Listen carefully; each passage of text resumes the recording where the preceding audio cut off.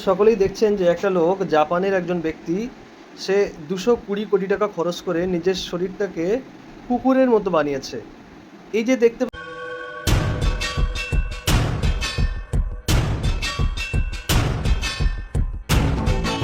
পাচ্ছেন, আপনাদেরকে আমি দেখাচ্ছি, এই যে কুকুরের মতো দেখতে এই মানুষটা তৈরি হয়েছে, এটা নিয়ে সোশ্যাল মিডিয়ায় বিভিন্ন রকম নিউজ আসছে।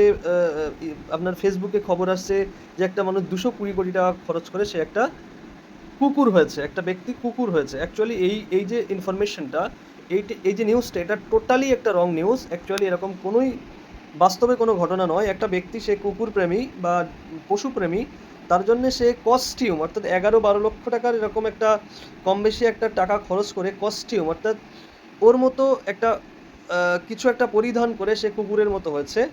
কিন্তু অ্যাকচুয়ালি সে মানে মানুষ থেকে কুকুরে পরিণত হয়নি, সে কুকুরের একটা কস্টিউম ব্যবহার করেছে। এই যে ইনফরমেশনটা আপনারা সারা দিন রাত দেখছেন এবং বিভিন্ন মাধ্যমে দেখে আপনারা মানুষের সঙ্গে বলছেন, এগুলো সবই মিথ্যা কথা, বুঝলেন? অ্যাকচুয়ালি সে ওই জাপানি যে খুব কস্টলি কস্টিউমগুলো হয়, সেইগুলো ব্যবহার করেই একটু ডগ অর্থাৎ কুকুরের মতো দেখানোর চেষ্টা করছে। সে মানুষই আছে। যদিও এটা অত্যন্ত ন্যক্কারজনক, যেটা সত্যিই খারাপ। একটা একটা মানুষ, উৎকৃষ্ট মানের সৃষ্টি একটা জীব, যে কিনা কুকুরের মতো সাজতে চাইছে, অর্থাৎ মানে তার ভিতরে মনুষ্যত্ব বলে আর কিছু আছে বলে আমার মনে হয় না।